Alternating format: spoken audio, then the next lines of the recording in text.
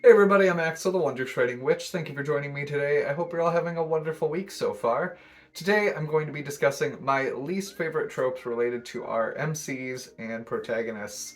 So, if you have any opinions, any tropes that you would like to bitch about with me, comment them below. I would love to chat with you guys in the comments. Otherwise, on to today's tropes.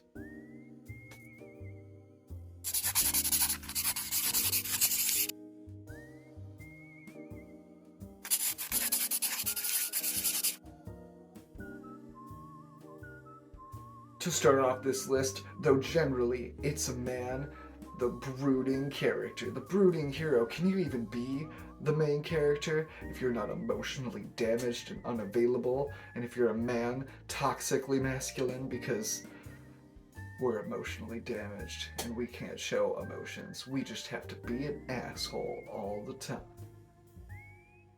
Yeah, that gets boring, alright? I've read way too many Batman and I need more Spider-Man. So please stop with the brooding bad boy, at least as the main character. Please. And if you're gonna do a brooding main character, make them a woman or non-binary because we have so many brooding little baby boys and it's annoying. I just don't like it. I don't know. I've read one too many Batman. Give me more Spider-Man, please. Thank you. The next thing I want to mention on this list is motivation via refrigeration. If your MC is motivated by the death of a loved one, generally a woman, I don't. I'm not going to feel for them anymore. There's so many other interesting ways to motivate a character other than the death of a loved one. And often, I just feel like it wouldn't work out the way that they have it intended. They wouldn't actually go on this epic quest of like well thought out plans to get revenge. It would be very messy, very emotional, and just rage filled. When you're mourning, it is super fucking difficult to get the most mundane tasks complete. But you're trying to convince me that this character is going to go on this epic quest of vengeance. Maybe after they've had some time to heal and go through step. Well, they're not healed if they're going on this quest of vengeance, most likely. Some people do deserve revenge. However, I just feel it's not as accurate as people think it is. And if it were to happen, it would be a lot messier than it's usually written as. And so I'm just tired of it. Please give them another motivation to go on this epic quest. Please, I beg of you. Coming in at number 3 is the ace. If your main character can do it all, is there a point in reading this book? There's no mystery. Your main character could do it all. Obviously, you have the general assumption that your main characters are going to prevail most of the time. But the journey to get there is full of challenges, losses, and struggles, and I will not feel the same, the same intensity, the same weight if I already know your main character is going to take care of everything because they are good at everything. Also, unless they are immortal or just really long-lived, humans generally have a capacity, like a limit on like what they can retain and learn and all that, based on mortality. But also just our own brain power, we can only do so much. So to be good at literally everything, I consider myself a jack of all trades. But that phrase is not all encompassing. It just means we're good at a large variety of things, not everything. I cannot paint to save my life. I can draw, but I need a fucking eraser. So I need there to be some realism in this. And so an ace generally doesn't do it for me because you can't be good at everything. It's just not possible and it's boring. In my opinion. Anyhow.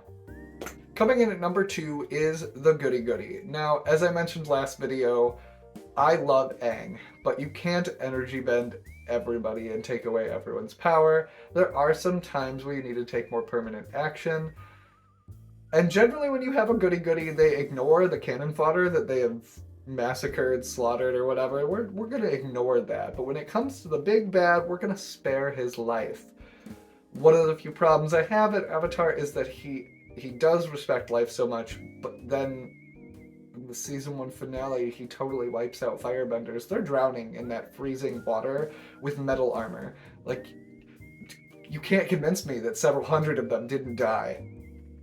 And you can argue that that's the water spirit being mad at the death of the moon spirit, but Aang went in the water and merged with it. So it's both of their faults and both of their responsibility. So you need to make that hella precise and be very careful to have that character always be on their moral, I don't want to say high horse, because you obviously want to go through life not wanting to end life.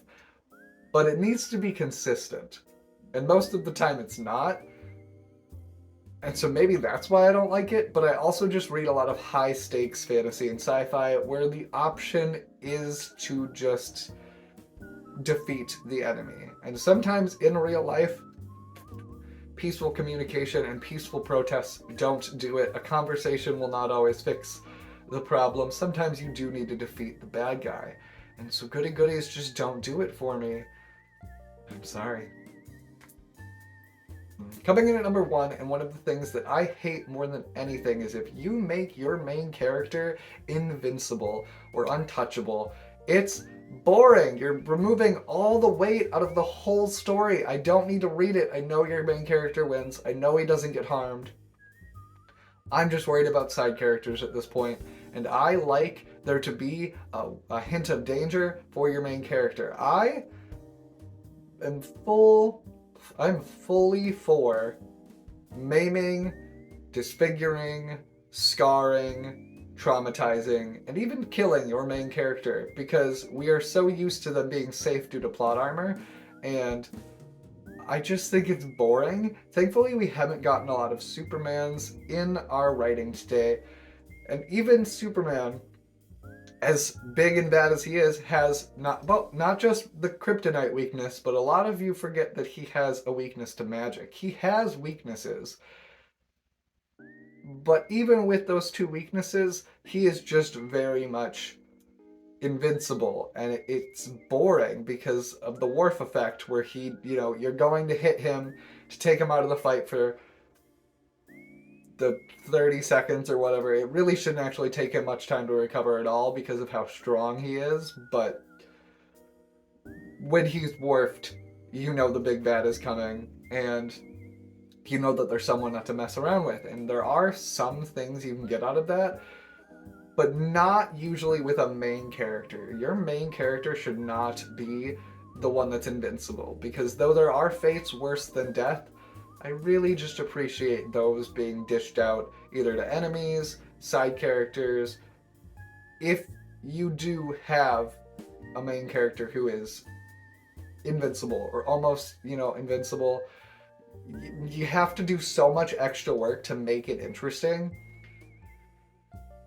And I just don't know if it's worth the ride to see how you're gonna do that. So if I start a book and I realize the main character is invincible, it usually ends up in a DNF for me, unless I am convinced to keep reading that it does get a little more interesting. But that's not the majority. And so I just feel that your main characters should be able to be injured and take hits, take L's. I do not want to read about someone who just wins. There's not any fluctuation in a story like that. So, please make your main characters vulnerable and maybe not squishy, but make it work. And that's all I have for you guys today. I hope you're all having a wonderful week so far. If you guys want to chat about what tropes that you dislike about your MCs, please comment below. I would love to chat with you guys in the comments and do all the other algorithm things. Please, the algorithm gods, like, subscribe, ring that bell. I would vastly appreciate it. Until next week, spread all the love and joy you can. Bye.